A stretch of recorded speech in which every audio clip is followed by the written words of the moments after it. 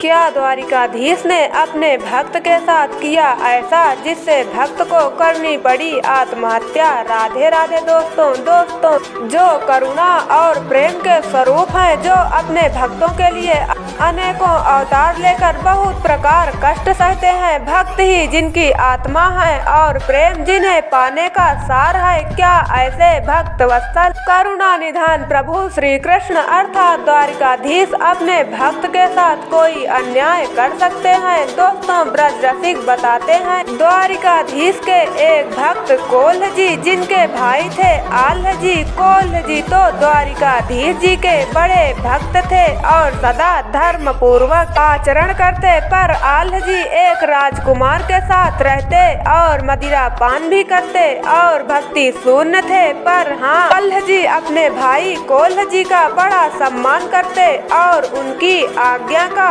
पालन भी करते। भक्त कोल्ह जी कभी कभी द्वारिकाधीश के दर्शन करने जाते। एक बार कोल्ह जी ने सोचा अपने भाई को भी द्वारिकाधीश के दर्शन कराने ले चलता हूँ, हो सकता है उसे भी द्वारिकाधीश से प्रेम हो जाए और उसका कल्याण हो जाए। तब कोल्ह जी अल्लाह जी को अपने साथ द्वारिका ले गए। जब भक्त कोल्ह जी द्वारिकाधीश के दर्शन करने लगे तब उन्होंने द्वारिकाधीश को एक पद गाकर सुनाया। फिर कोल्ह जी ने अपने भाई अल्लाह से कहा, अरे अल्लाह, तुम तो राज दरबार में बहुत अच्छा गाते हो, एक गीत द्वारिकाधीश को भी सुनाओ। तब अल्लाह जी सकुचाए कि मुझे तो इनसे प्रेम भी नहीं है और मैं इतना नीच हूँ, द्वारिकाधीश भला मेरी क्यों सुनेंगे। पर भाई कोल्ह की आज्ञा से अल्लाह जी ने द्वारिकाधीश को ब्रज की लीलाओं का एक पद सुनाया तो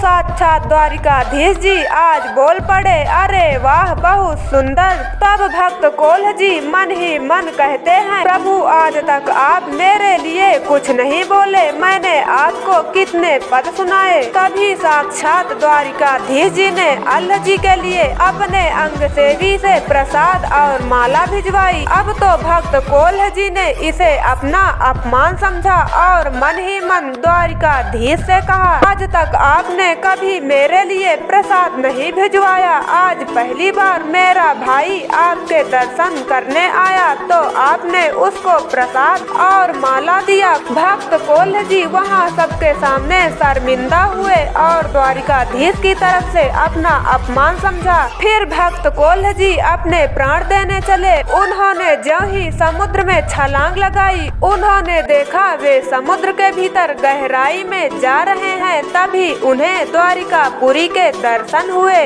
जैसे ही वे आगे बढ़े तुरंत कुछ पार्षद उन्हें लेने बाहर आए। जब कोल्ह जी अंदर पहुँचे तब स्वयं साक्षात द्वारिकाधीश के दर्शन हुए। द्वारिकाधीश को देखकर कोल्ह जी रोने लगे। द्वारिकाधीश ने उन्हें अपने पास बिठाया और भोजन की 2 थालियां मंगवाई। कोल्ह जी प्रसन्न हुए। तब भक्त कोल्ह जी ने पुरानी बातों को भुला दिया। कोल्ह जी ने पूछा, भगवान ये दूसरी थाली किसके लिए है? तो श्री कृष्ण बोले, ये दूसरी थाली मेरे परम भक्त तुम्हारे भाई अल्लाह के लिए है। अब कोल्ह जी फिर उदास और दुखी हो गए और द्वारिकाधीश को थोड़ा क्रोध भरी नजर से देखने लगे। तब द्वारिकाधीश बोले, अरे कोल्ह, तुम मुझसे नाराज मत होना, जानते हो मैं तुम्हारे भाई से इतना प्रेम क्यों करता हूँ, क्योंकि वह मेरा तुमसे भी बड़ा भक्त है। पूर्व जन्म में तुम्हारा भाई अल्लाह एक राजकुमार था। जब राजा उसका राज तिलक करने वाले थे